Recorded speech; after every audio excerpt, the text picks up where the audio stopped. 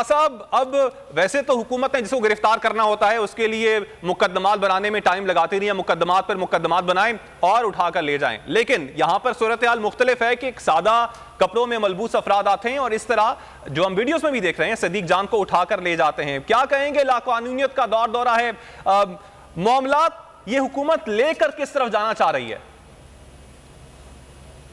ये टकराव चाहते हैं। लाकानूनियत का आपने जिक्र किया तो आपने 8 मार्च को लाहौर में देखा क्या हुआ, जमान पाक के सामने क्या हुआ। उसके बाद आप पिछले 3 रोज से देख रहे हैं वहाँ क्या हो रहा है। आप ये देख रहे हैं कि सहाफ़ियों के अलावा पॉलिटिशियंस को भी गिरफ़्तार किया जा रहा है, उनके ख़िलाफ़ केसेस आते हैं सामने, वो कानूनी चाराजोई करते हैं तो पता चलता है फिर उठा लिया गया। किस लिए उठा लिया गया मालूम नहीं है। ऐसी FIRs रखी हैं जो पोशीदा हैं। मैं आपको ताज़ी मिसाल देता हूँ। मैं पहले कुछ 6-7 FIR मुझ पे थी। मैंने इस्लामाबाद आना था तो पता चला कि जी मेरे नए FIR सामने आ गई हैं और मैं गिरफ़्तार किया जा सकता हूँ। तो मुझे आज हाई कोर्ट लाहौर जाकर जिसे कहते हैं ना प्रोटेक्टिव बेल हासिल करनी पड़ी। मंडे तक की प्रोटेक्टिव बेल है मेरे पास। अब ये आप देखें कि जो पैटर्न बन रहा है ना, लोगों को उठा देना और फैमिली को पता नहीं है कहाँ लेके गए, ये पता नहीं है कसूर क्या है, और गिरफ़्तार कर लेना। अगर अदालत में उसको रिलीफ मिलता है तो किसी और नए मुकदमे में उठा लेना। हसन न्याजी का केस आपके सामने है,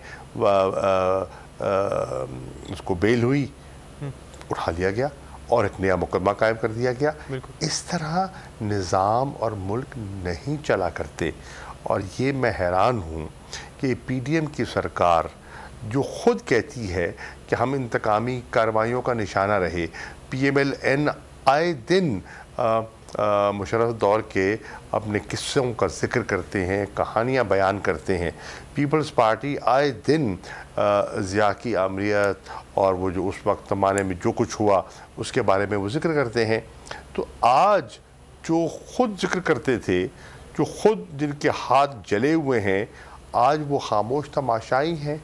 उनके सामने ये तमाशा हो रहा है और वो खामोशी से देख रहे हैं, लाताल्लुक़ हुए बैठे हैं। ऐसा होता नहीं है, ऐसा होना नहीं चाहिए। और पाकिस्तान का इमेज मुतासर हो रहा है। आप देखिए ना, जो आज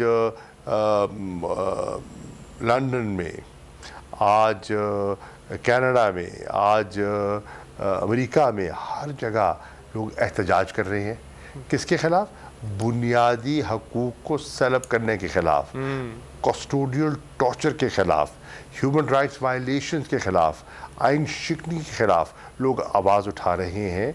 और सहाफ़ी उठाते हैं तो कीमत अदा को करनी पड़ती है, चुकानी पड़ती है। सियासतदान अगर बोलते हैं तो उनका गला दबाया जाता है, मनगढ़। इस वक्त आप देखिए, हैरान आप होंगे कि पंजाब का जो एंटी करप्शन डिपार्टमेंट है वो सुपर एक्टिव हुआ है। क्यों? और आप देखिएगा ये बहुत से हमारे जो मेंबरान हैं जिन्होंने दरख्वास्तें दे रखी हैं, उनको या स्क्रूटनी के प्रोसेस से वो उनके रास्ते में रुकावट डालेंगे, या उनके जो कागजात नामजदगी हैं उनको वो कलदम और उनको वो कहेंगे कि ये पूरे नहीं है, दुरुस्त नहीं है, और उनको इलेक्शन की रेस से बाहर निकालेंगे।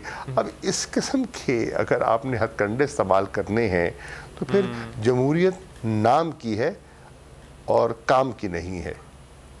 जी, हमारे साथ ही शाह साहब मौजूद रहेगा। सुप्रीम कोर्ट के मंसूर अली शाह साहब जस्टिस एक ऑर्डर पास किया उनकी बेंच, और उस ऑर्डर के अंदर उन्होंने बड़ा क्लियर बता दिया कि जी बरियत की जो दरखास्तें हैं वो कब कब लगेंगी। उसमें से एक वजह उन्होंने बताई कि जी जब कोई क्राइम ही ना हुआ हो तो बरी कर दें ताकि अदालतों पे बोझ ना रहे, वो केसेस चलते ना रहे।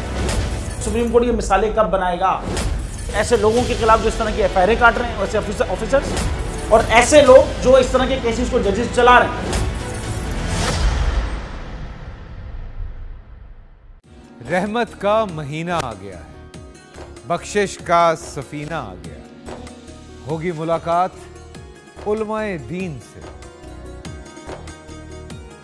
जो देंगे इत्तेहादे बैनुल मसालिकीन का दर्स, जिक्र होगा अंबियाए कराम, रमज़ान की स्पेशल ट्रांसमिशन रमज़ान में।